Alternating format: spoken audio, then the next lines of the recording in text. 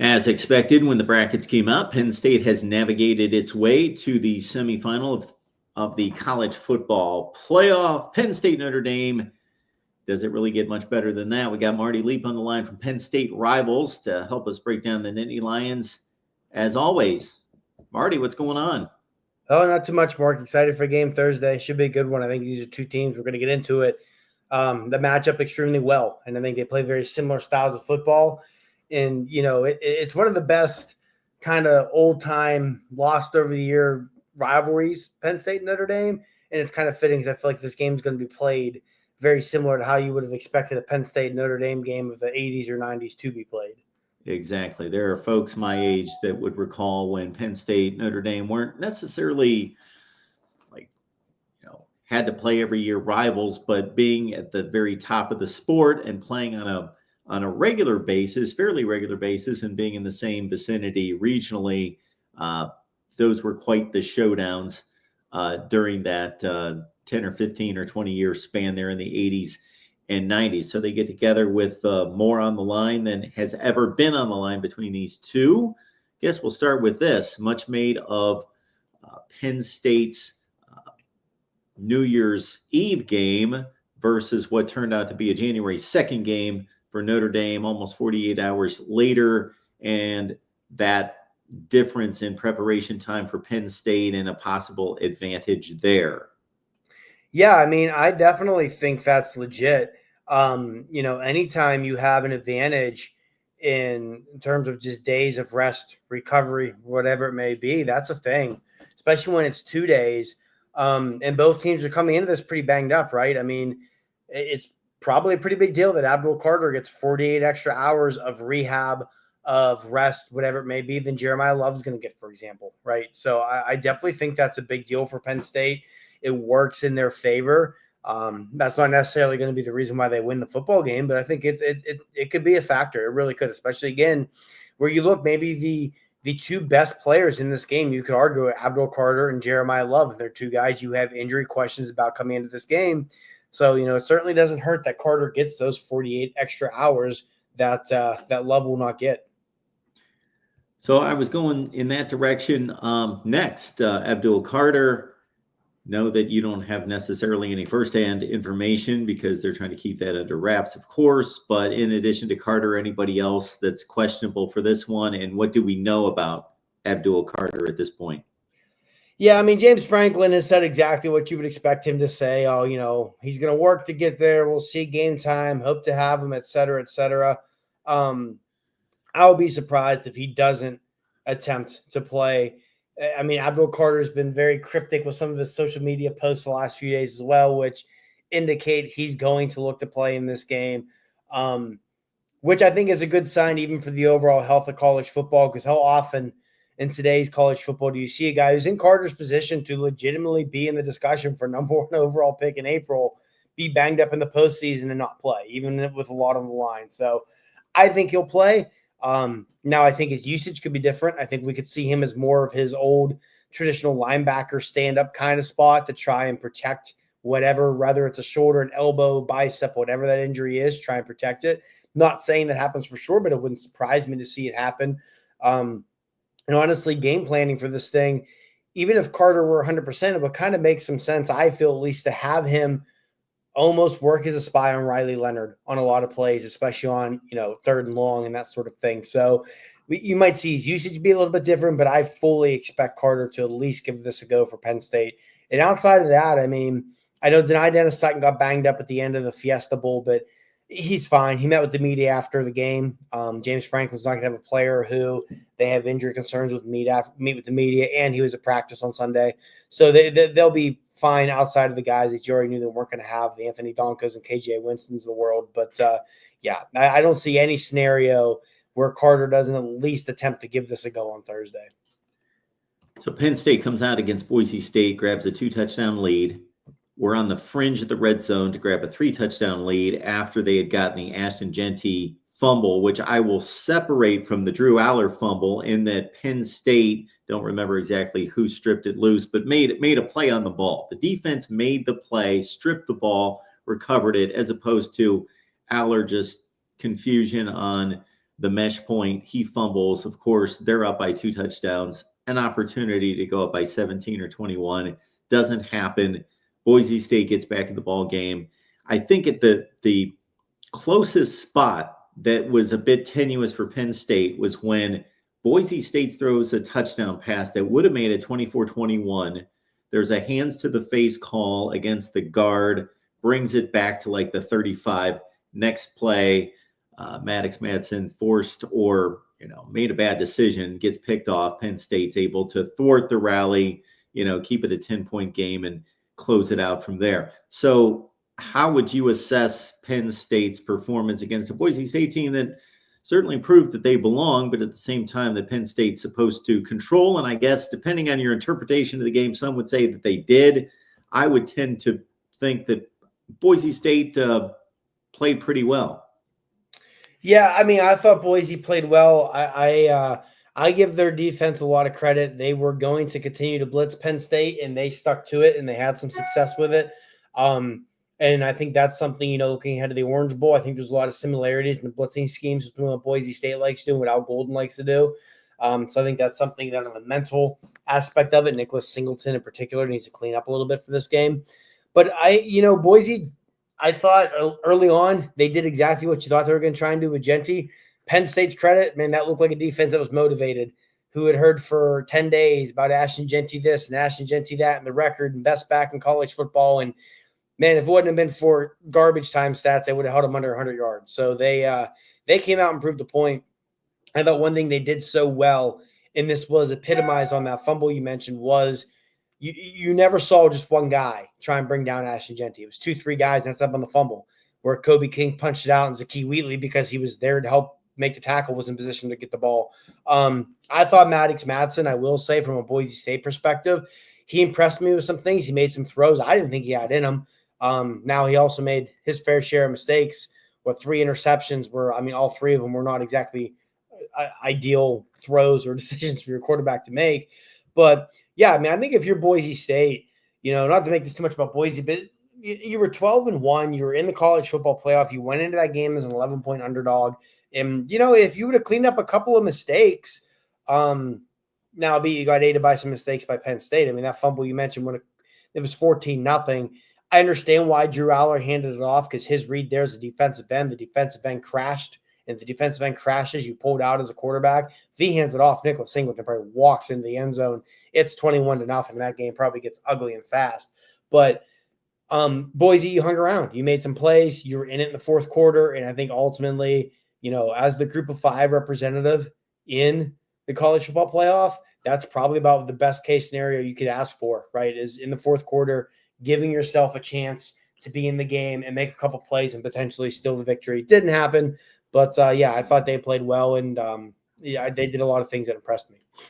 Appreciate you being here, everyone, at the Voice of College Football. Disputed National Champions. That's a book that we have released here in the last couple months, and this would be 2 good fan bases to pitch this to. Penn State, Notre Dame. This is about the 1990s, and it's not just a history book. It certainly takes all of the historical data and the breakdowns and the matchups and who got screwed every year and who got left out and was the vote valid, but it spins it forward to the BCS era, the 14, the 12 team, and the proposed 14 team playoff era. So a lot of Penn State and Notre Dame information and perspective right there. The link's in the description section down below.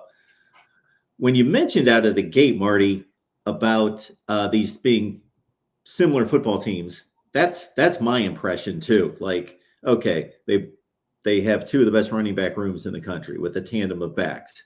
They have decent wide receiver play, but not great. They have, just going through it, 2 of the best defenses in the country on all 3 levels, so forth and so on. Drew Aller, though, prototypical NFL quarterback, certainly can run. It's not a joke when he takes off, but that's not his game. Versus Riley Leonard, we'd all be surprised if he's the starting quarterback for an NFL team in 5 years.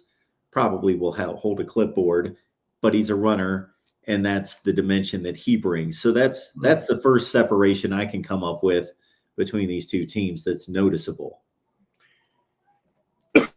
Excuse me. Sorry, but I agree. I think You mentioned the wide receivers, and it's crazy because I don't think there's any Penn State fan in the world who had you told them at any point this year, hey, Penn State's going to be in the college football playoff semifinals and have the better wide receiver room. Nobody would have believed you, but they are. I mean, it's wild to me. I didn't believe it until I saw the stats, but Notre Dame's leading receiver, Bo Collins, has 458 yards. Trey Wallace has nearly double that, and Omari Evans has almost matched that. So it is crazy, the wide receiver matchup, to see two teams who have struggled that much at receiver make it this far, which I think speaks volumes to the rest of the team. But, yeah, the quarterback matchup's an intriguing one. I think Riley Leonard, they showed against Georgia what they want to do to win football games with Riley Leonard. It's rely on the legs, especially, Jeremiah Love, like Abdul Carter, fully expect him to play, but I'm sure he's not going to be 100% or anywhere close to it. They're probably going to rely big time on his legs.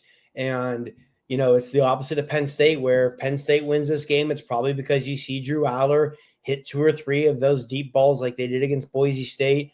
There are at least 3 more that should have been hit where his receivers let him down and dropped just beautiful throws from him. Like you said, the prototypical NFL quarterback is there's a lot of NFL scouts who are going to rewatch that Boise State film. And I said it after the game, Drew Aller's film and box score did not match at all.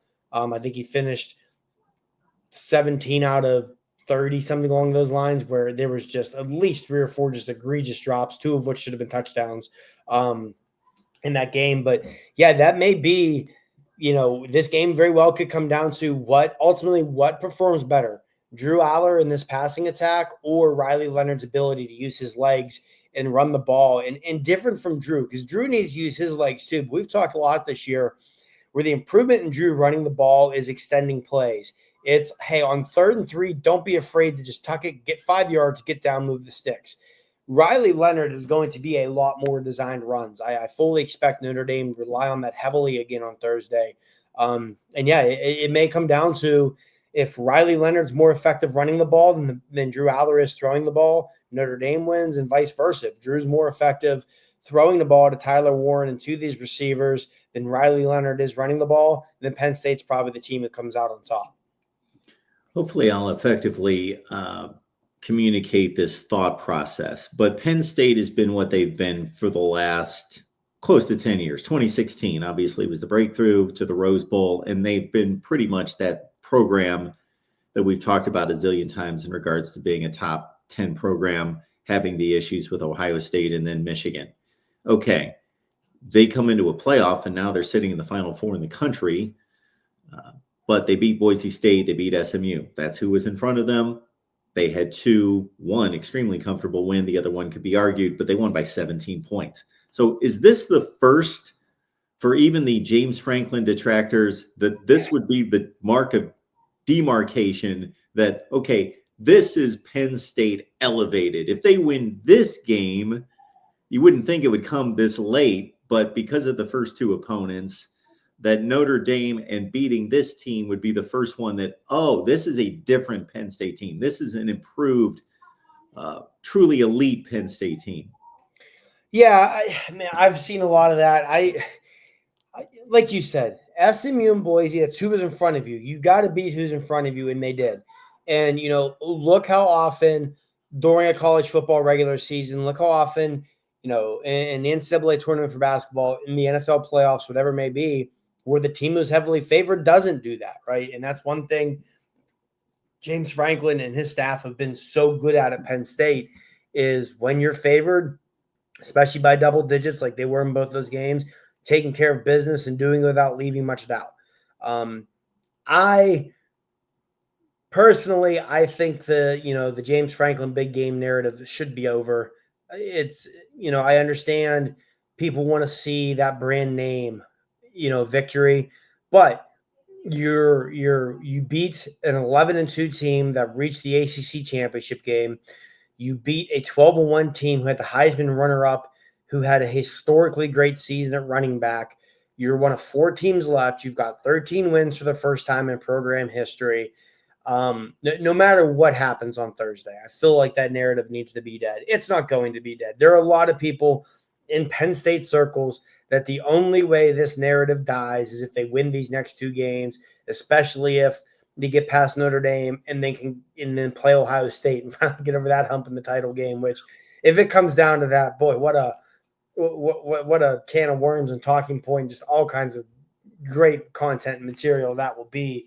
But yeah, I think there's a lot of people who are just so set in their ways, set in their opinion on James Franklin, that again, like I said, unless they come out, win these next 2 games, win their first national championship since 1986, the opinion is not going to change. But to me, it should. To me, he's done enough. I mean, I know some of these victories don't mean as much as they did in a different era of college football, but those years where they were on the precipice of getting to the playoff and were one of the one or two first 2-3 teams out, you still beat a really, really good Washington team in the Fiesta Bowl in 2017. You beat a really good Utah team in the Rose Bowl in a game that wasn't particularly close a few years ago, right? You had a Cotton Bowl victory over a Memphis team that, again, group of 5, but if I remember correctly, was undefeated, had Kenneth Gainwell and I think a couple other NFL players on that team. Like, they were a pretty good group of 5 team. So he's won big games. Just because he hasn't beaten Ohio State regularly doesn't mean he hasn't won big games, because he's done it. He's won a Big Ten championship. He's got, I think, 4 wins against Michigan that everyone conveniently overlooks because they've lost 3 in a row in that series. To me, it should be a dead narrative. I think that James Franklin has continued to prove to be one of the 10 best coaches in college football. And, I always go back to it for Penn State fans. To me, it's twofold. One, name a coach that realistically would come to Penn State that's going to be better than and do a better job than James Franklin. And 2, if James Franklin were to hit the open market tomorrow, 95% of college football programs would fire their sitting head coach in a heartbeat to hire James Franklin.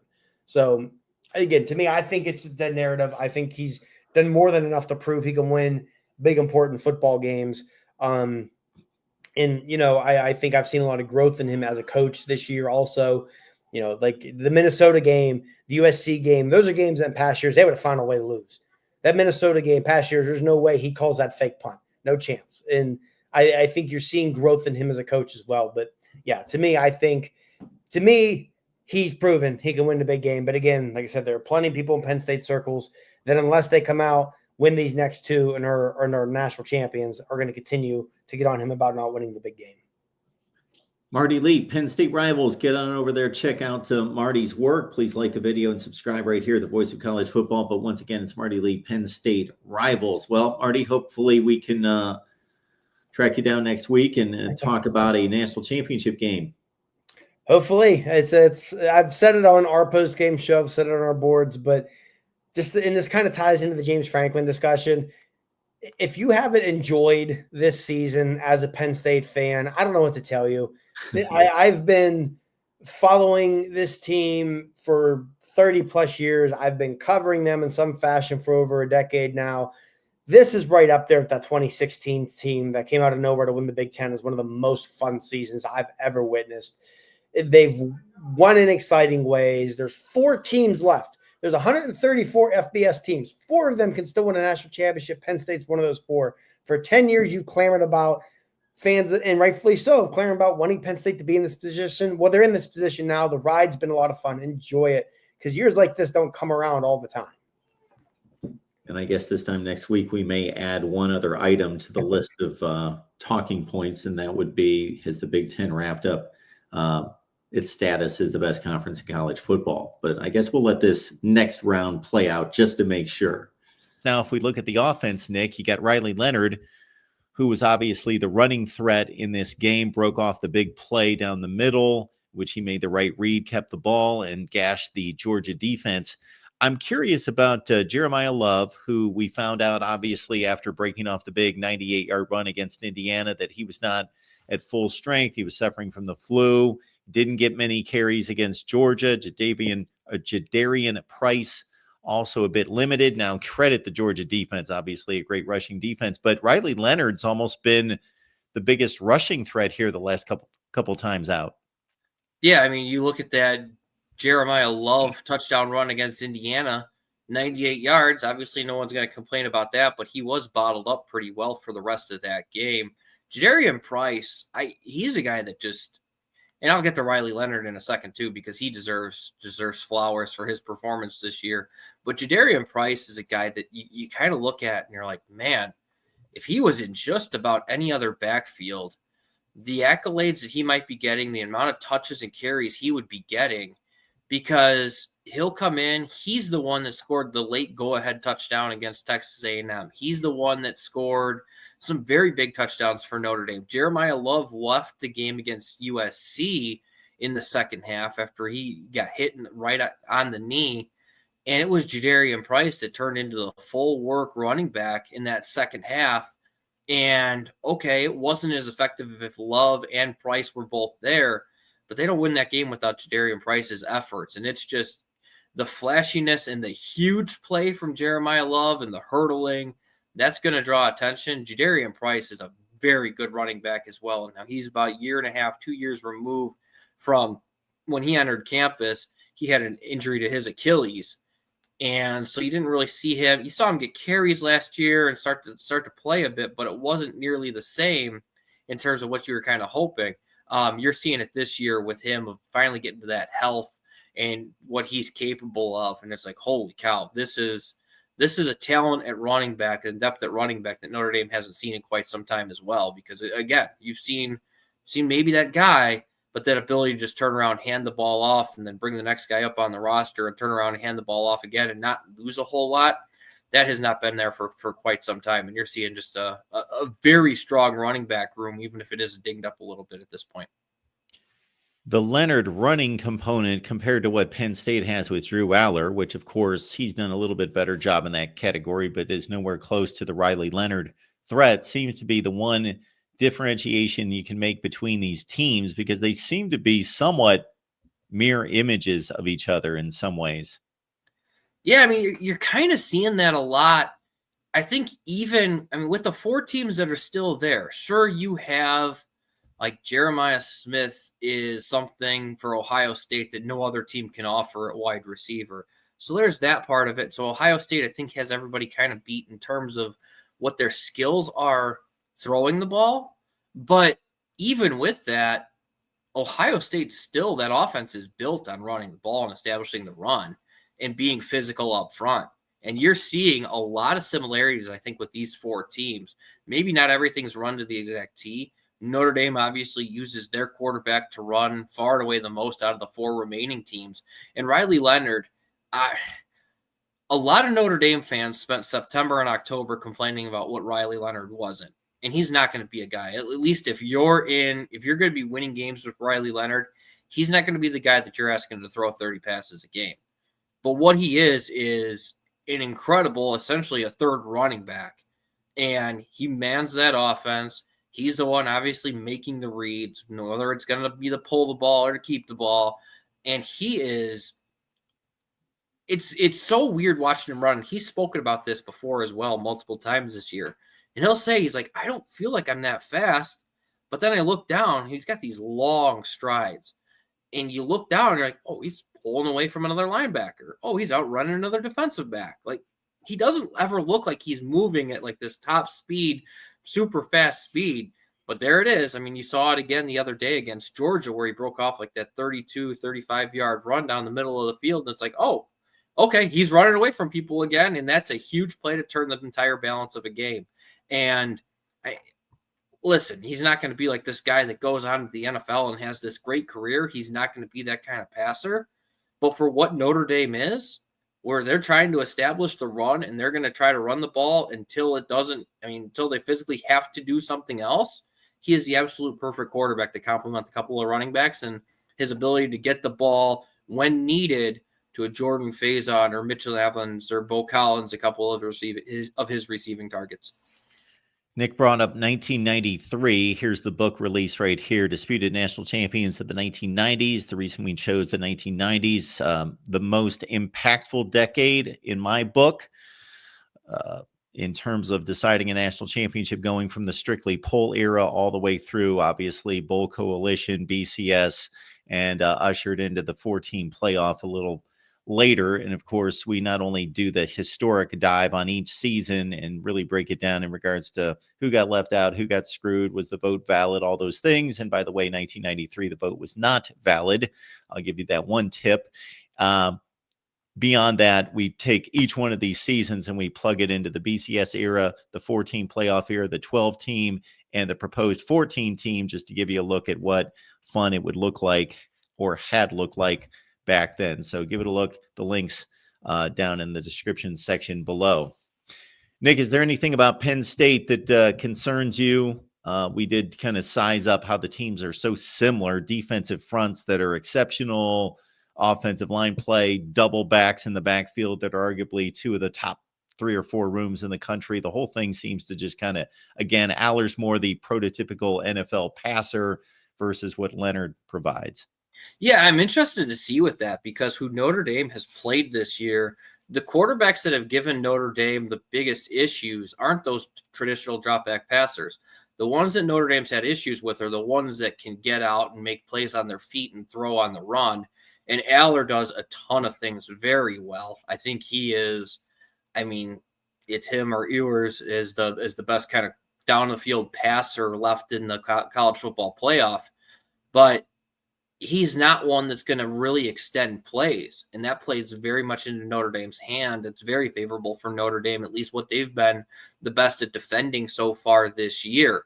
Now it's going to be on the corners to continue to play at that high level. It's obviously going to fall in a lot more of that. When you look at it, and it's the same kind of story, though, with Singleton in the backfield, very complimentary backfield there. Obviously, the quarterback doesn't provide the same kind of running threat.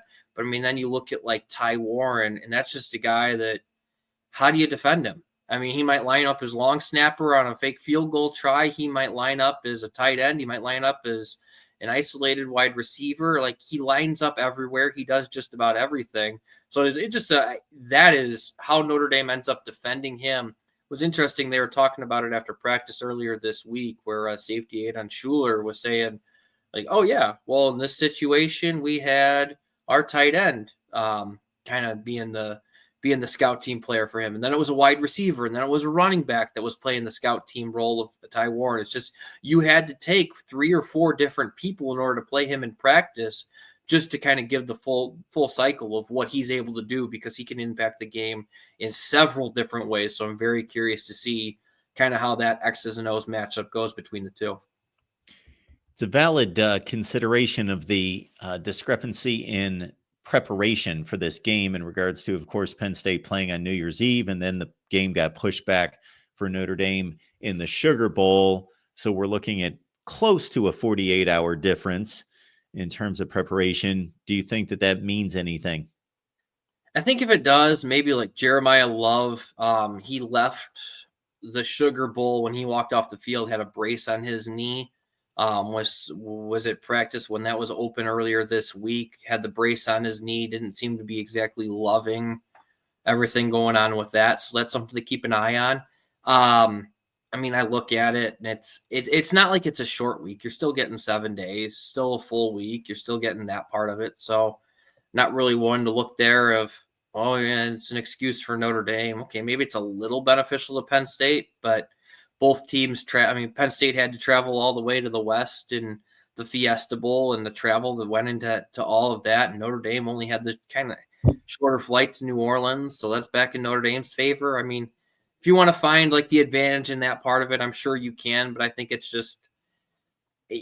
kind of nitpicking. You're getting two of the best teams in college football, 2 of the biggest brands in college football that haven't played since all the way back in 2007, and they get to square off of what used to be a great rivalry. So, with on the line, obviously, what's on the line for these 2 teams, a spot in the national championship game. I mean, it is as much as I was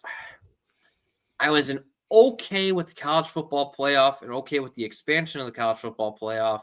I don't love 12 teams, but I will tell you what, I think that, I mean, our friend over with USC and Trojans Wire, Matt Zemek had said this, I believe. He's like, maybe we messed up so badly off the field and everything with NIL, with scholarships, and with the transfer portal, and with the college football playoff. Maybe we messed it up so badly that we made the on-field product just about damn near perfect.